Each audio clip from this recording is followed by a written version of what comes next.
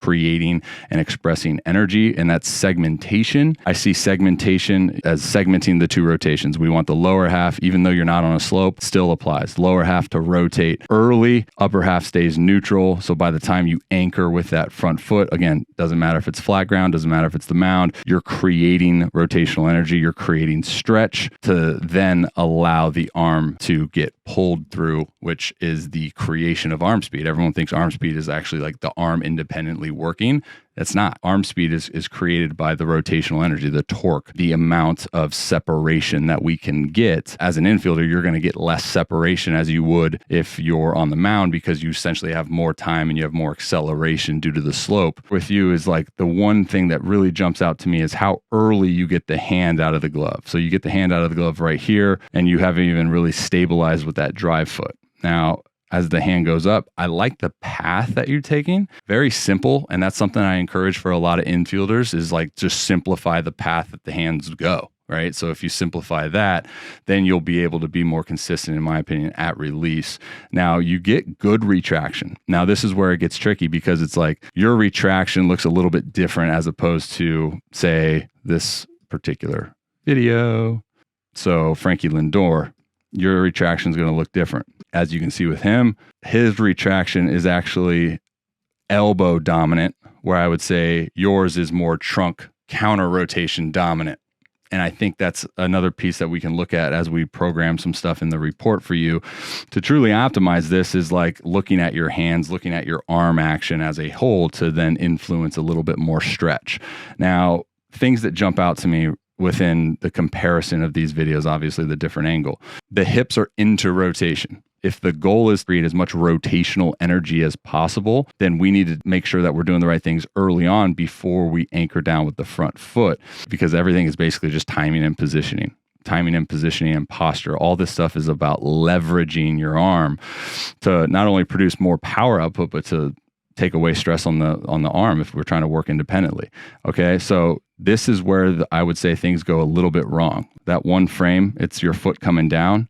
Now the next frame there is anchor point. Touchdown, anchor point. Anchor point is when you actually, like, things actually matter, when front foot, front leg is taking on load. Now, what's tough, and I think this is the biggest indicator of your loss and your leakage of power output, is at anchor point, now you start moving your two rotations together. See how they just move together?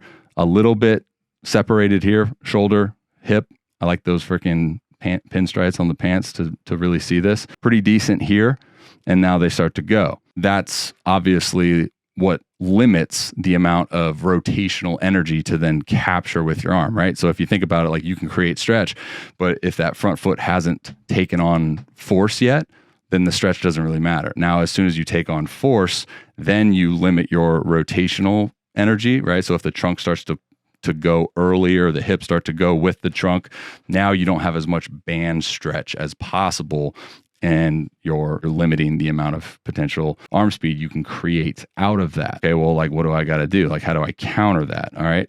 So for me, things that we can do to counter that, I would look at the arm and the arm action as a whole, and the timing in which the hand comes above the shoulder. Because again, this comes back to segmentation, but it's more so like, why are the hips and torso moving together at the point in which your front foot anchors down? Okay, then we look back in your frame and you can see that when the hand raises above the shoulder, it's really hard to then maintain a neutral torso position as you move laterally through space. Now, you're 17.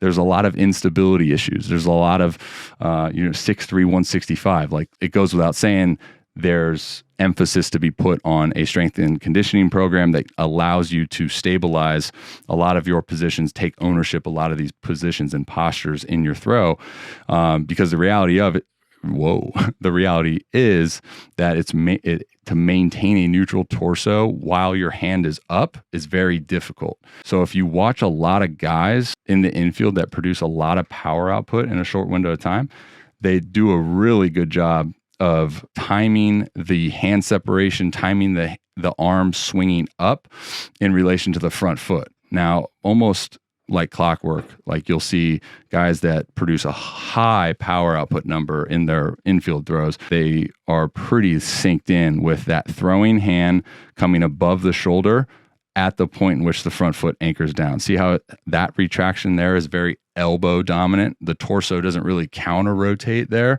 It's more of just the retracting and then the front foot, boom, anchoring, hips into rotation. You create that stretch, and now that stretch gets released, pulls through, and then that's what creates all that arm speed, right? And this is a 100-mile-an-hour throw from the futures game. It's ridiculous. You get your hand out very early, but you also raise it very early. And that move alone, I've realized over time that it's very hard to have your hand above your shoulder and maintain the torso like we want to do in segmentation mechanics, maintain that neutral torso until the front foot takes on load. So I think, again, when we look at the report, I'm going to program segmentation mechanics is going to be the first piece, help with a lot of other different mechanical breakdowns. Second piece that I want to incorporate is the arm action mechanics.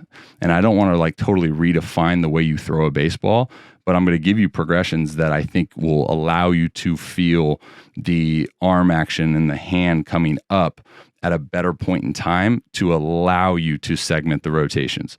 Hey guys, thanks for watching that video. Robby Rowe here. If you are interested in learning more about pitch mechanics, I put together an ebook. I'll provide a link right here for you to click to check it out. Everything I know about pitch mechanics, I put it down on an electronic book. #2023.